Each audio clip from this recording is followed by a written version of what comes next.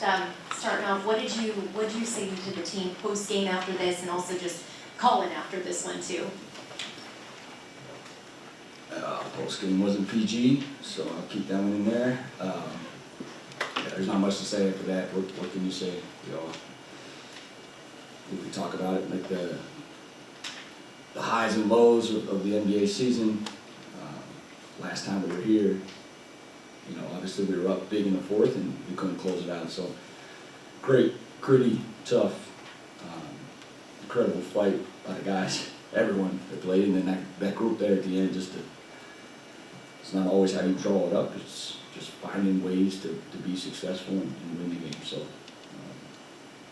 Colin, yeah, I think the guys got him. I saw it kind of on the TV as we were coming in. Just all the guys huddled around the guy at the end, even during the interview at the end. That doesn't happen every place. What we got going on right now is in a great place. It's our job, all of us, to keep this thing going. Coach, on that last play, was it get Colin the ball, or was that the first read, or was there another read off of that? Nope. Get Colin the ball. Boyce was going to set his screen, get the switch. He's going to get to his right hand. And just to follow that up, obviously Colin hit the shot, but good one leading up to that. How huge was he in that stretch? Yeah, incredible. I thought he was really good in the first half too. We felt good in the first half. We were trying to hold him out there even in the third quarter as the run was going. We knew we wanted to get Goody in, but we want to save some minutes as long as you can. Yeah, he was phenomenal. Obviously, Colin has to steal. I think it was Colin. Then kick out to Goody. It's a big three. Colin hits the shot at the end, but then the defense or the awareness to then know where the ball is going, it's inbounded to Ant.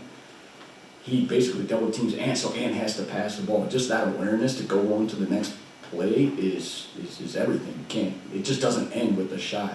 We knew they didn't have timeouts. Yeah, just the ability to move on to the next play, bad, or in this case, really good. It's high level stuff. The kid's a winner. Every place he's been doesn't surprise us. Just glad that he's on our team. Jordan, I know a game winner would be great in any circumstance, but the fact that Devin fouls out with 3.5 minutes left, Dylan Brooks fouls out, Book didn't have his greatest game even before he fouled out, to pull out a game against one of the better teams in the NBA, what's it say about, this group and what you got going? Yeah, just tough, gritty, competitive, together, selfless. That's what we have seen from this group since day one, and whatever it takes, whenever it takes, whoever's out there, just find a way to outscore the opponent. And yeah, this is something that we'll, these wins are big for the group, big for our what we're doing, but it doesn't stop. Tomorrow's going to be a day that we're going to review it and continue to get better because we got a big weekend ahead. When you guys were trying to get clarification there on book 6, was it that it was initially charged to Dylan? Is that what you guys were trying to figure out? I was just trying not to give him 6. I'm not sure if there was, there's some little confusion there at the scorer's table. There's a little confusion with the officials. It was confusing that he got the foul call. We knew Dylan had 5 as well, so they were just trying to get some clarification. And did you ever think about challenging there, or did you guys just know it wasn't going to go? Don't think so. We have a process for our challenges, just like every other team in the NBA. If there's something we can see, being there on the sidelines, or if the guys can feel, but there's a process in place to try to take out the emotion of it. If we use it there, we don't have a timeout at the end of the game. So, yeah, the process was not the challenge. To go back to the play for Colin, he's a terrific player, but there's like a pecking order that you guys have for like the last shot in the game, and he might not be first, second, or third, but would you see the poise from him as soon as he saw the call was for him? He was the first tonight. That's what it's about. Whoever's out there, go make a play. We had to advance him on that side of the floor, which thankfully we got to his right hand. It was on that side of the floor, but yeah, there was no indecision who we were going to at the end of the game. Jordan, I think the well-documented Dylan Jr. earning of that nickname in training camp feels like it culminated in today's moment. Can you speak to that kind of stillness and confidence that Colin has, to where all this adversity happens, the game is all out of control, and then you call his number and he's just doing exactly what he did a couple of months ago. Yeah, it's not the first time in his career. This is what he does. He does the work behind the scenes when the lights aren't on. He's always ready. I think he's played in multiple end of games now. We feel really comfortable putting him out there in the big moments. And yeah, he's always ready, because he's done the work. So tough dude, really smart. Played at a high level everywhere he's gone. Tonight was his night.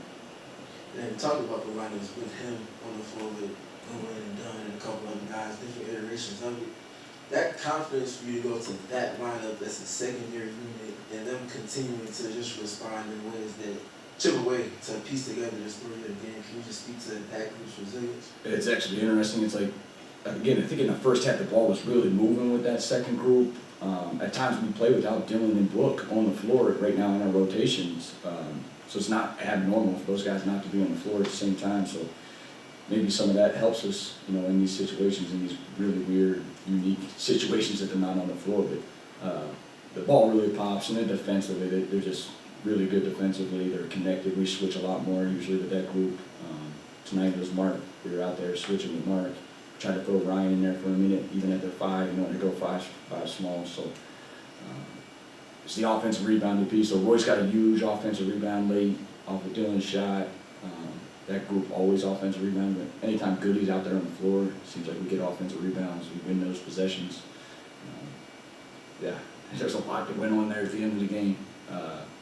Glad we were able to pull it out. Last one. Jordan, it seems like this year we've learned so much about Colin from where he is to where he is now. Do you feel like you're still learning about just what all he can do? I don't think so. Again, I don't know what happened last year. I've always seen him. He's in the gym all summer long. He plays with a confidence that's very mature, well beyond his years. He's growing. He's going to continue to grow. He's in situations like tonight that he's probably never been in at the NBA level.